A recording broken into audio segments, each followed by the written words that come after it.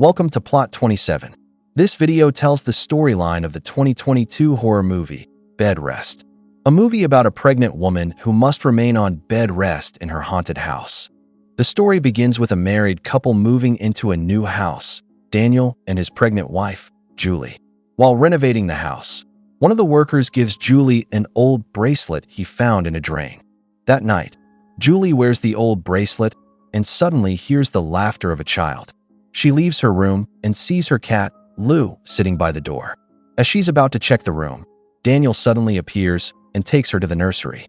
Daniel has already prepared everything for their baby, including a camera to monitor the baby later.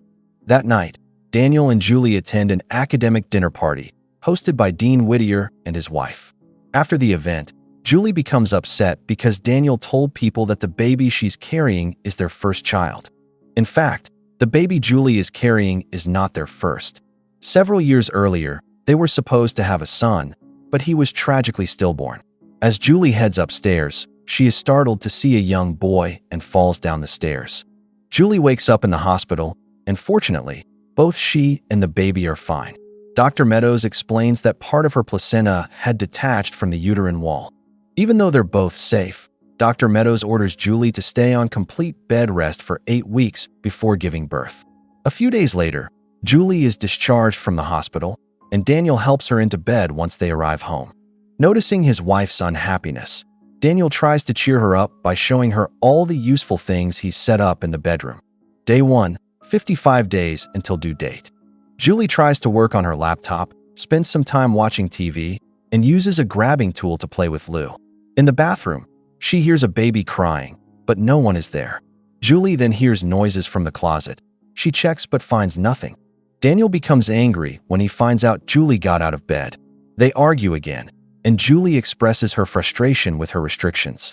Daniel apologizes, understanding her feelings, and recalls Dr. Meadows' warning about keeping Julie calm before thanking their unborn daughter for behaving.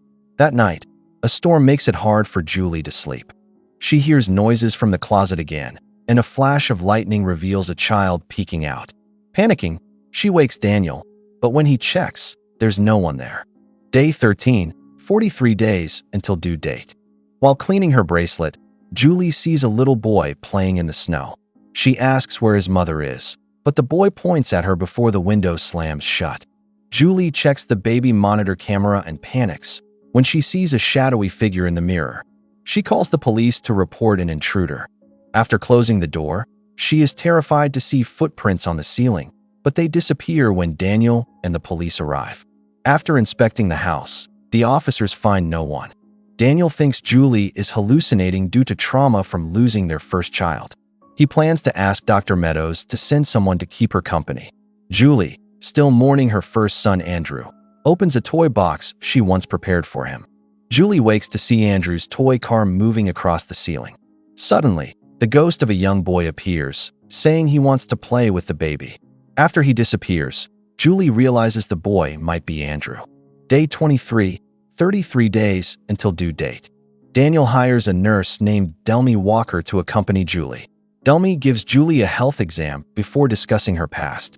It's revealed that after Andrew's stillbirth, Julie suffered postpartum psychosis and spent 6 weeks in a mental hospital.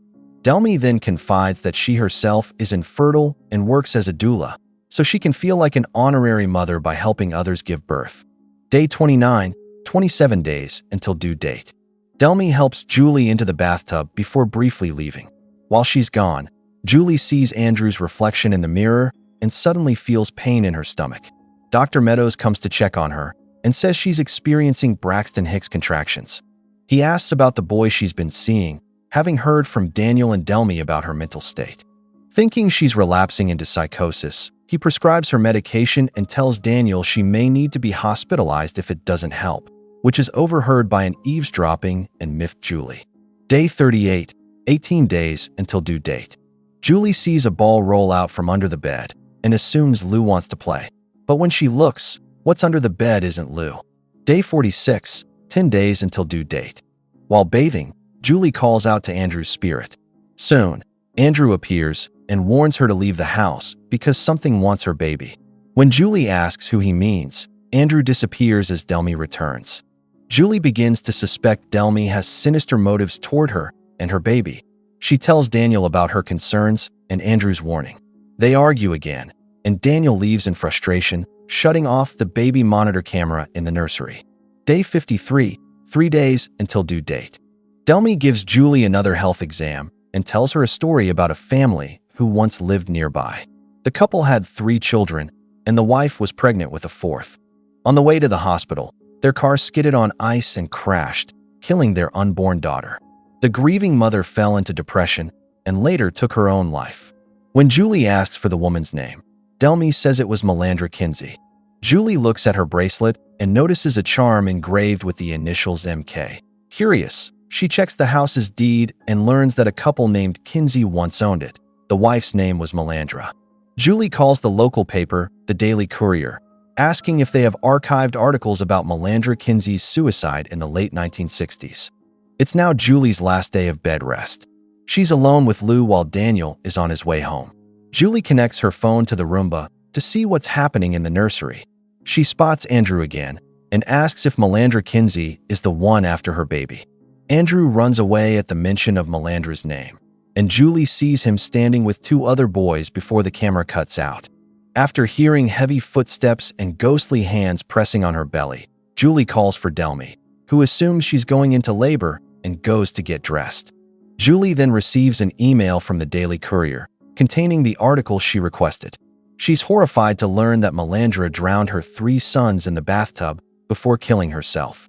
Julie urges Daniel and Delmy to leave the house and shows them all the evidence about Melandra. Daniel apparently already knew about Melandra's tragedy, but he still bought the house because he wanted to make Melandra happy. Suddenly, one of Melandra's sons appears from the closet, warning that their mother is coming and telling them to hide. Melandra's ghost appears and kills Delmy, while Daniel is knocked unconscious by falling debris. Julie's water breaks, and she uses a walkie-talkie to call the police, but is dragged into the bathroom and into the unused bathtub.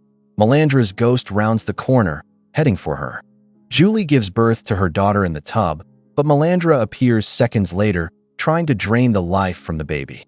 Fighting back, Julie realizes the floor beneath the tub is rotten.